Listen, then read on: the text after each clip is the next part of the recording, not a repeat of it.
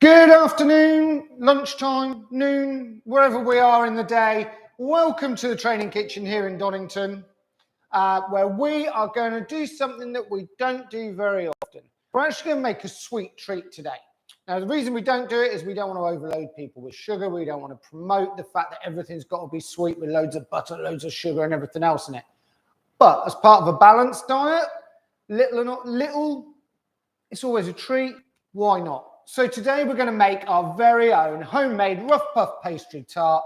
We're going to top ours with some tin peaches. So it's stuff that you've got in the store cupboard. And this is what it's all about. The more we can use from our store cupboard, the safer we're going to get on when we're shopping. We're not going to have waste. We're not going to be throwing our money away. It sits in the cupboard for ages and we can make some beautiful food from it. So let's crack on. First things first, we've got to make our pastry. So eyes down. I've got a metal bowl because that's going to keep it cold. Now, when we're making rough puff pastry, we don't want it to get too hot. So into that, I'm going to add my 300 grams of plain flour.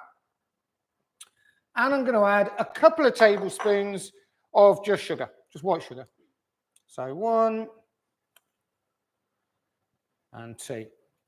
Now, I'm going to bring all that together, mix all that together before we get our butter involved. Now, our butter's still in the fridge.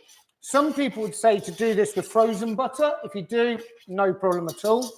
Otherwise, try and make sure your hands are cold. I'm going to grab my butter. And we're just going to grate our butter straight into our flour mix. So I'm going to keep hold of it through the greaseproof paper to try and stop as much of my hands and their temperature getting to that butter.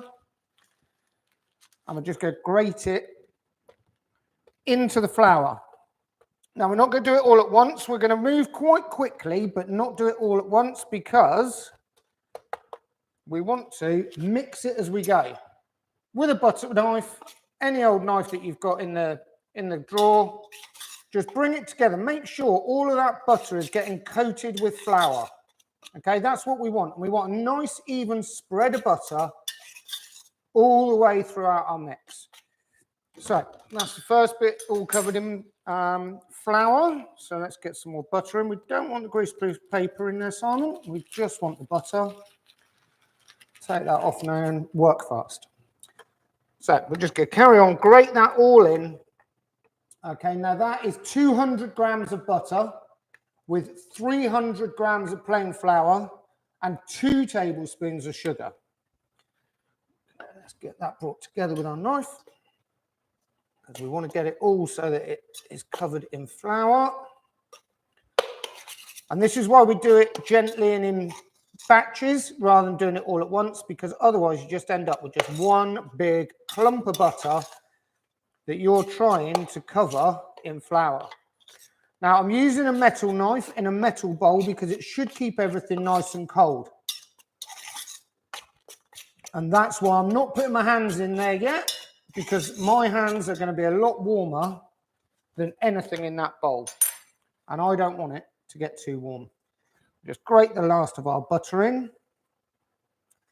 Now, normally on our cook-alongs, if anybody's ever done them before, we go a little bit slower at the start. Unfortunately, where we're making pastry and we're making rough puff, we want to get on because we don't want it getting too hot. Okay, so that's all of our butter in. Again, last little mix with the knife, bring that together. And I've had 150 ml of water. I've actually got mine in the fridge. If you're just going to run yours straight from the tap, just make sure the tap runs as cold as it can before you use that water, because we're going to use that to bring this together to form our dough. So all of our butter, hopefully you can see, is nicely covered with flour. Okay, it's an even mix. We haven't got big bits and lumps of butter. We haven't got big bits and lumps and clumps of flour. So I'm just going to grab my water out of my fridge.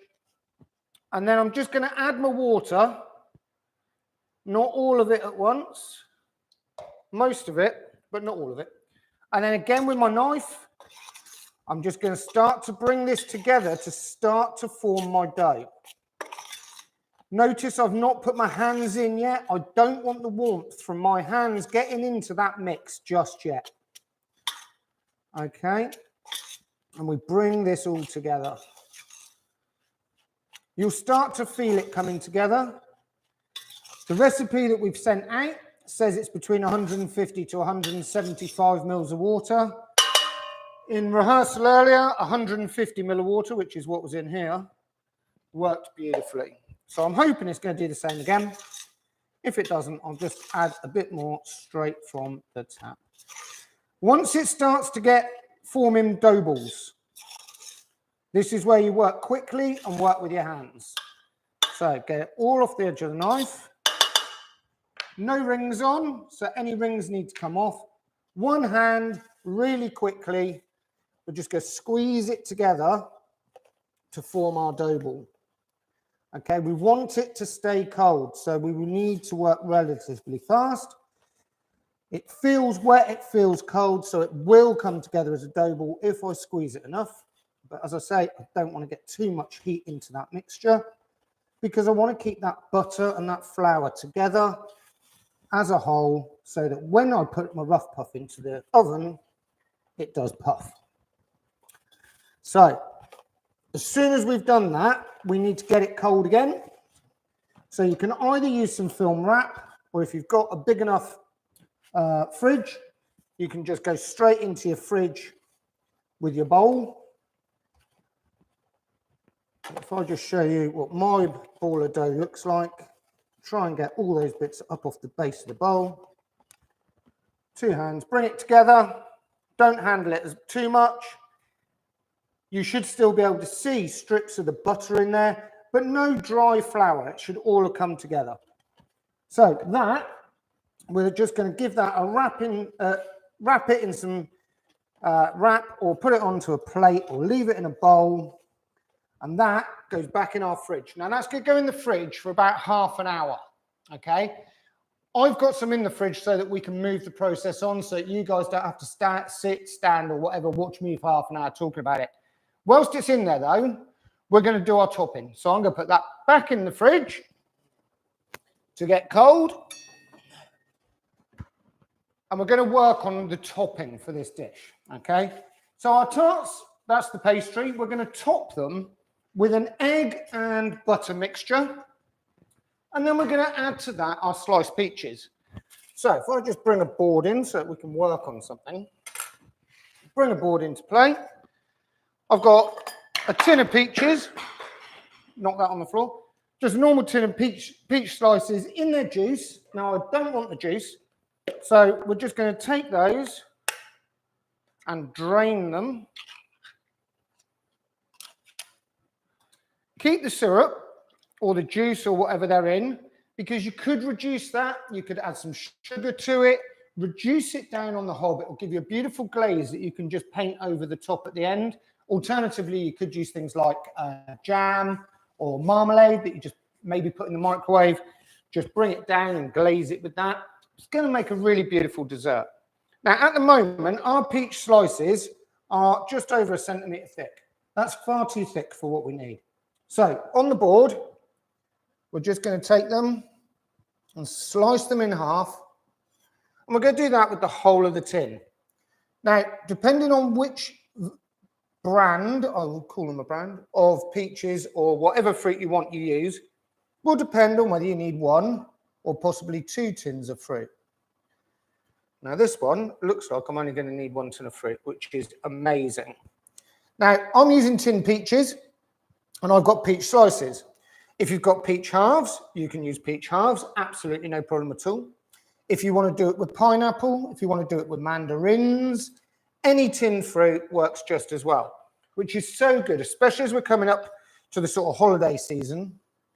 And we get all these things that we go through the cupboard and we go, oh my goodness, I've had that in there for months. In fact, it might even have been in there for years. Well, that's okay. You can use it for this dessert. Bring a sweet treat into the household and it sits in the cupboard. We're not wasting money. We're not throwing it away because we're not wasting our food. And it just works perfectly. And you can say you've made your own pastry. Now, obviously, if you don't want to make your own pastry, you just want to go and get it, you can buy ready-made puff pastry in most supermarkets.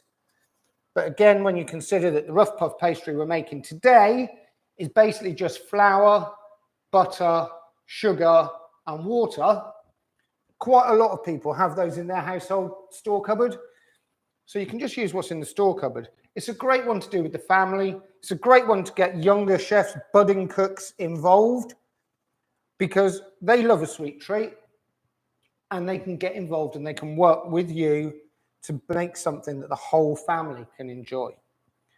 So this cook along today is obviously part of our Tesco's community grant funding. So the little blue tokens that you see in Tesco's. So that's why it's live on YouTube. If you like it today and you want to tell your friends about it, check out our channel on YouTube. It will be uploaded live straight after this. So by the wonders of modern technology, anybody can watch this whenever they want to. So if you've got friends, if you've got family that you think might enjoy it, direct them to the UKHarvest YouTube channel and they can have a watch along as well. But obviously that's only if you want to share the secrets of how you're making a beautiful dessert out of your store cupboard. That's up to you. Right, I've nearly cut all my peaches. So then it's time to make the butter egg mixture that we're going to put on top of all of our tarts. So let's move that one out of the way. And we're going to bring in an egg and some soft butter. Now you'll see at the bottom of there, it looked like it's melted. That's because it did. I wanted to warm this up to mix it with the egg. If you don't use warm butter or you don't have it at least at room temperature, you're never going to be able to mix it and it's going to go really gloopy. So this is warm, almost melted. I'm just going to slice it up. So this is 100 grams of butter and I'm going to mix that with my egg. So cracking our eggs on the edge, fingers in, pull apart, don't crush. All right, so pull apart. No shell, don't crush. Go in with our butter, a little bit at a time. And what we're trying to do is get to a creamy mixture. Now, some people might like to use an electric whisk for this. I'm going to go just with the fork and try and bring it all together, which is why I'm only going a little bit at a time. Now, I'm going to top my tarts halfway through the cooking process, just with a little bit of sugar. But if you wanted to, you could just add that teaspoon, half a teaspoon, straight into this milk mixture that you're making up now. But this is basically going to allow us, should have got a bigger bowl. This is basically going to allow us just to put a little base layer onto our pastry tart that is then going to work its way through. The egg and the butter will cook. They will solidify because of the egg. And they will hold our peaches in place, okay? But we want to get this to a consistency where we can spread it and it's all mixed together. So this could take probably 3 to 5 minutes of whisking. So rather than looking down there, we'll have a quick chat about what else you could do with this dessert. So rough puff pastry is great. We've obviously made a sweet version because we put the sugar in it. You don't have to put the 2 tablespoons of sugar in. You'd still be making rough puff pastry. So you could make pies with it. You could top pies with it. You could make bigger sweet desserts, which basically include the whole of the baking tray. So where we're going to cut this, I've made puff pastry with mincemeat in the middle of it, rough puff pastry mince pies, rough puff pastry. It's a really good one to cut out sort of festive scenes if you want to, or holiday scenes, whether they be snowmen, whether they be trees, stars, and align it with your rough puff pastry. Bring it all together, leave the gap around the outside, put over the top your mincemeat, and then another layer of pastry, bake it in the oven. And it's all stuff that loads of people have got in their store cupboard. Right, if you want to take a look down again, it's not combined totally, it's not creamy, but you can see what that is just going to get brushed on the top of all of our little tarts to hold everything in place and give us that lovely, sweet, gooey middle to our tart. So I'm going to leave that now. because my egg and my butter are combined enough. Obviously, if you can get it totally creamed, that's absolutely superb. But as I say, you might need an electric whisk for that. The reason I'm not using the one which is right next to me is because I've just knocked the beaters on the floor. Otherwise, I'd have beaten that up with that, just to show you exactly how creamed you can make it. We're going to move that to one side because we're coming back in with our pastry. Now, remember, I said that I had pastry in my fridge because I made some up before we came on air so that we didn't have to wait half an hour for our pastry to get cold. So I'm going to go and get my pastry out. I'm going to make sure that my work surface has got a little bit of flour on it because I want to work quick. I'm going to make sure that my rolling pin has got a little bit of flour on it. Now, if you haven't got a rolling pin, you can use another tin of fruit, a bottle, a tin of anything really. As long as it's got a flat edge and it rolls, you can use whatever. And we're going to roll these out until they're about the same thickness as a 50p. So, grab my pastry that I made earlier from the fridge. And this is where you guys at home are probably waiting for your pastry to get cold. So it gives you a great opportunity just to watch and just to see what you're going to do next so that when you get to it, you're ready to go. And the person that made my pastry for me, bless them, has wrapped it up so well that I can't get into it. So unwrap your pastry. Again, you can see with this one, you've still got the butter going all the way through it. There's no dry flour. I'm going to put that down. I'm going to dredge the top of it.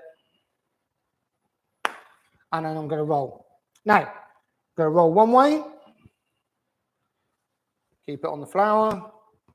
Roll the other way. Keep it on the flour. Keep rolling. Okay, roll and turn. Now, if you're doing this with little people, or budding chefs, as I like to call them, it's a good idea if you wanted to put greaseproof paper down on the work surface, because then you just turn the paper. You don't have to turn the whole of the pastry. And what you don't want to do, especially if you have budding chefs doing it, it might take them a little bit longer to roll it out, and actually you don't really want it out that long. So we're just going to roll this out until we get to that 50p piece sort of thickness. Now, this recipe, it says it serves 4. I reckon you can probably make 6 out of it, depending on how big you make them. Obviously, if you make them the size of a dinner plate, you're not going to get 6 out of it. How thick's a 50p? Got to be getting close to a 50p there. Okay. So that's my pastry all rolled out. I'm ready. I'm happy with that. Again, I don't know if you can see on the camera. I'm hoping that you can.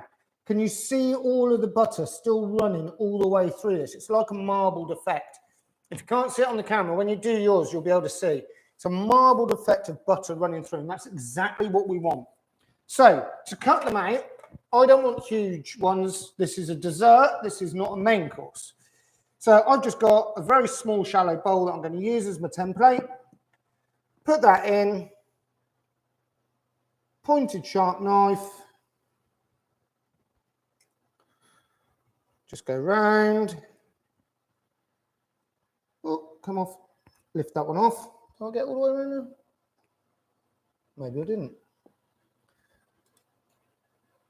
I have now. So get all the way around. Any pastry you've got left, don't worry, don't panic. You're not going to throw it in the bin because it can all be frozen. And then you can make whatever you want with them. Especially at this time of year, there's always something. Puff pastry jam tarts, if you've got jam in your cupboard. Peanut butter, that works really well.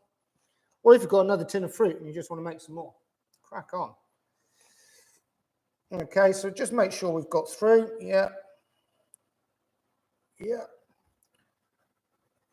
See if we can get 5 or 6 out of this. That would be really good. So we just carry on. No rush. And as I say, if you're doing this with budding chefs, let's make sure everybody enjoys it. So we're not going to rush. If I go there, I should get 5 out of it. So it makes a minimum of 4, like we said. If I've got more pastry, I could re-roll it if I'm quick. And then if I re-roll it, I could get that 6th one, which would be really, really good. Okay. So let's just ease the pastry away from what we've just done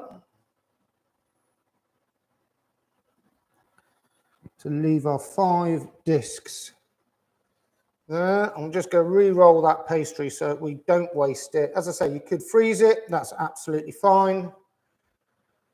It's entirely up to you. Or flour the surface, quickly bring it back together. You don't want to get it too hot. Quickly bring it back together. Back down on the surface. Might even get more than 6. The crew will be happy in here if we get more than 6. They were all smelling it during our rehearsal earlier. And I was there going, no, you can't eat them. I need them for later. So they will be happy if they can get involved this time around. I reckon we might even get 7 out of this one, which is good.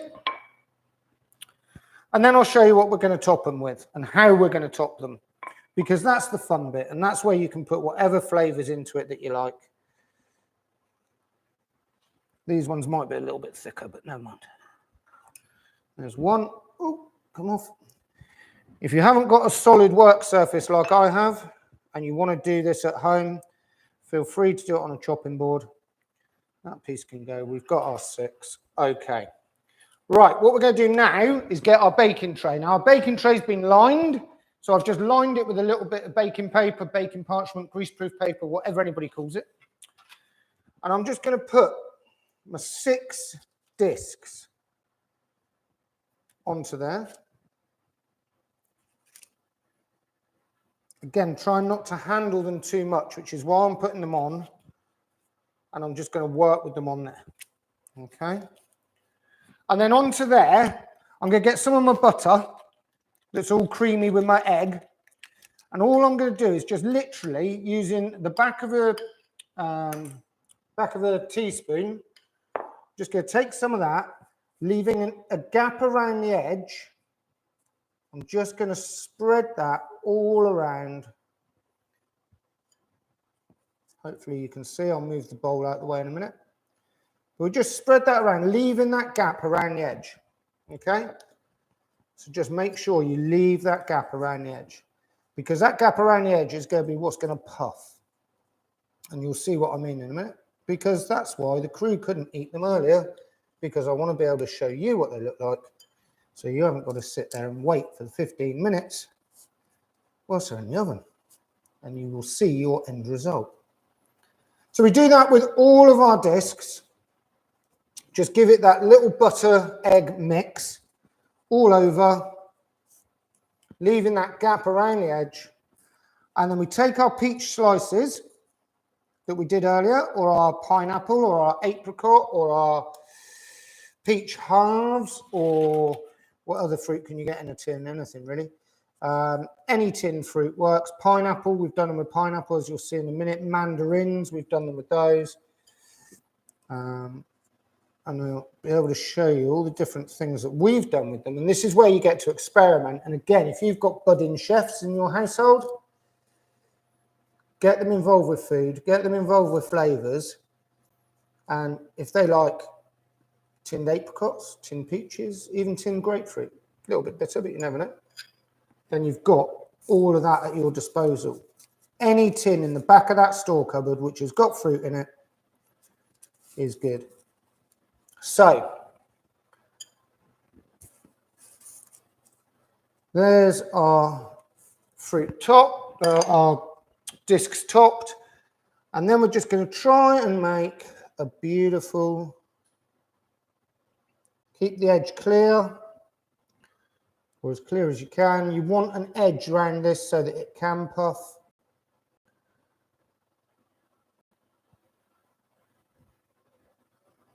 And then this one will just fan, and then just put a couple down there. Oh. Sorry. Come back. Like that.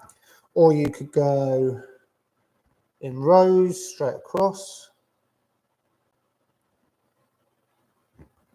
It's really not, Doesn't matter, it's how you want to decorate, it's what you want yours to look like. They can be as individual as you like.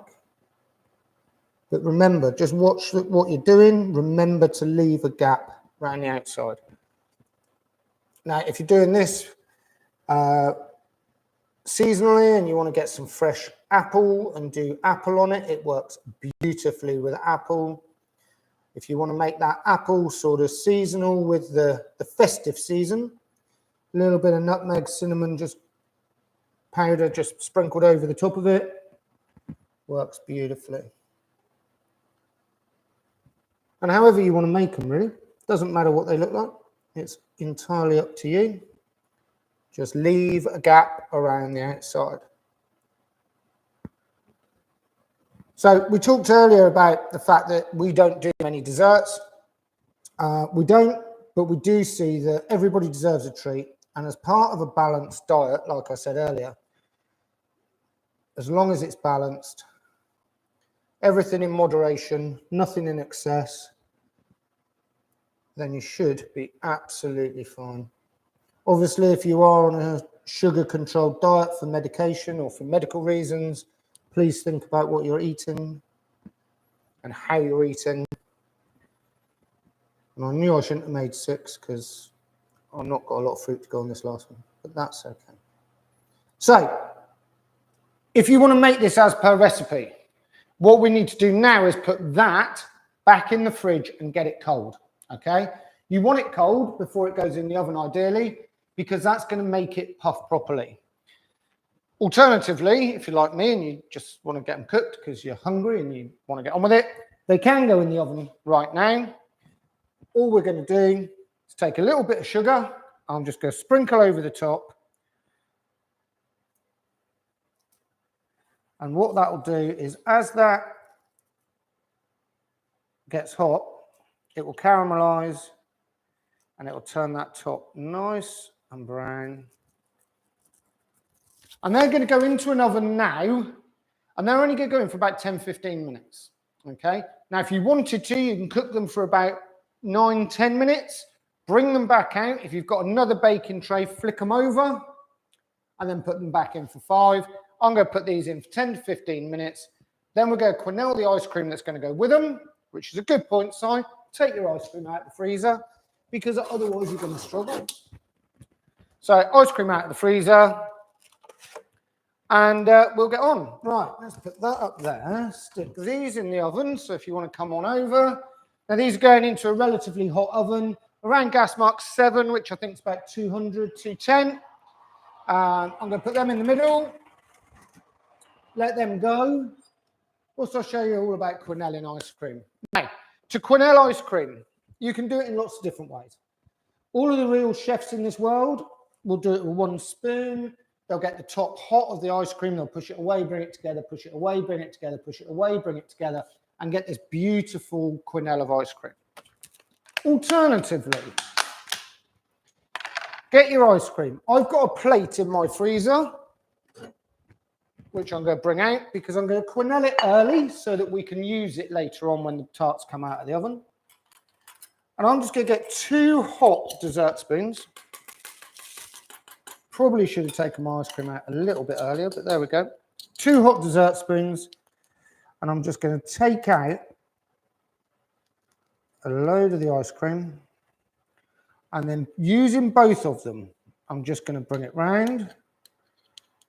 And bring it round. Squeezing it into the hot spoon, he says, trying to get his spoon hot.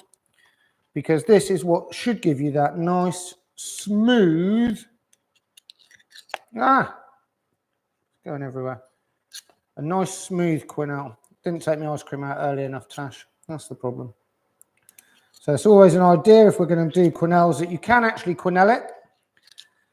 You can try it like the chefs do because this isn't really doing what I wanted it to.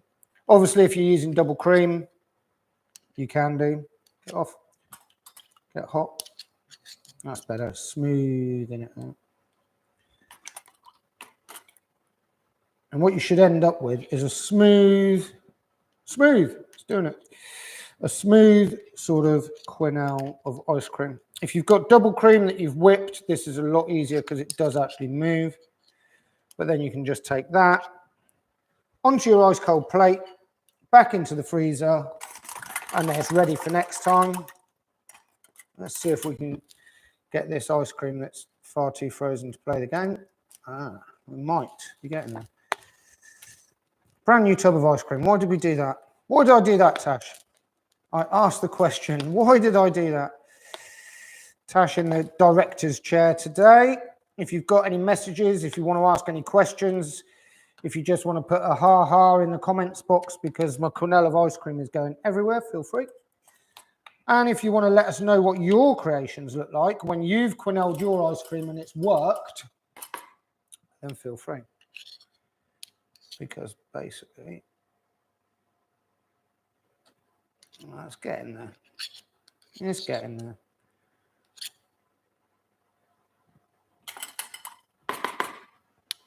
It's amazing what you can do with 2 dessert spoons and some really frozen ice cream. So do as many as you need. That's better. Softening up. So do as many as you need for what you need for that night. You can do the ice cream just when you take them out of the oven if you want to. Or you can pre-prepare it. So if you're going to do it sort of as a special dessert and you want to pre-prepare it before anybody gets there, you can pre-prepare it, stick it in the freezer, come back to it, and they're all ready just to put on the plate. So I'll do 3 to save you guys watching my pain any longer.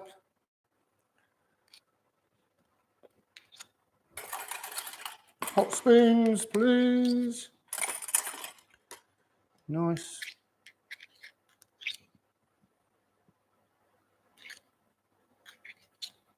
It just gives you that little bit of finesse without having to use an ice cream scoop and get that perfect ball. You can quenelle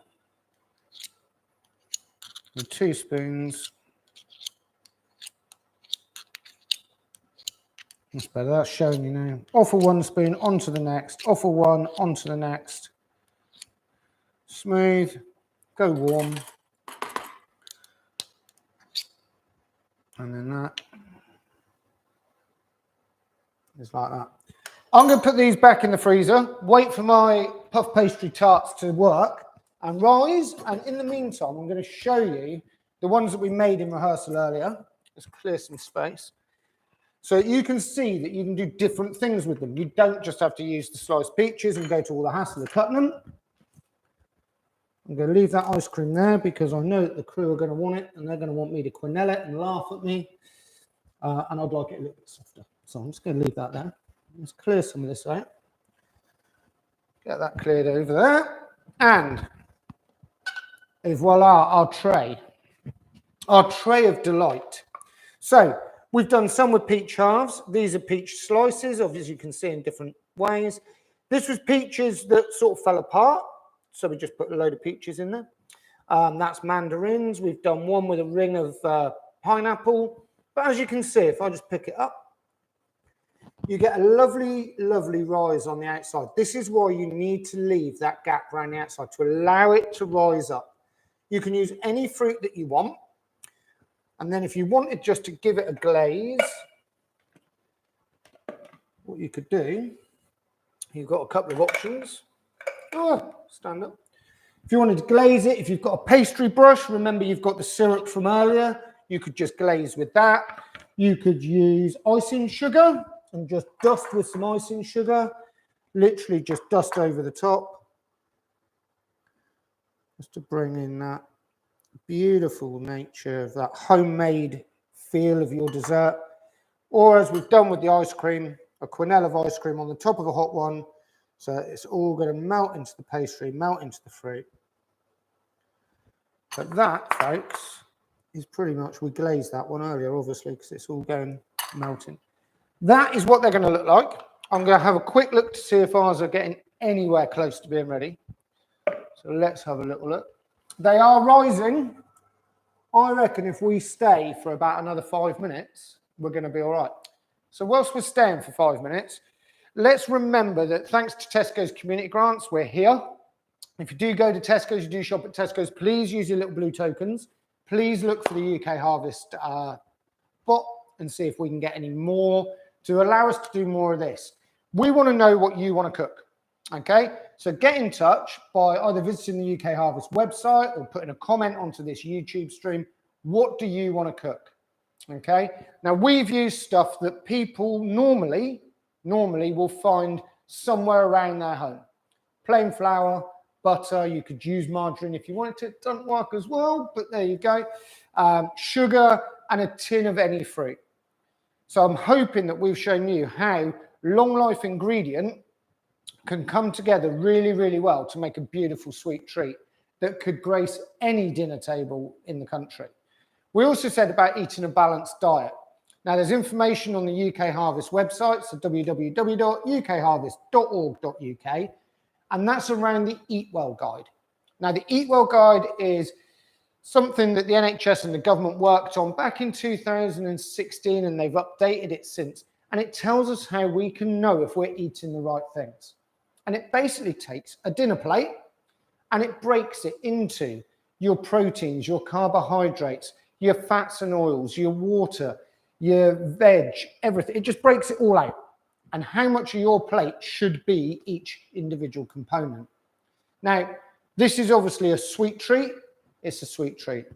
There's no way around that. But if we live by that Eat Well Guide, that Eat Well Guide allows us to pull in the sweet treats, the snacks that we like, but it allows us to do it in a balanced way.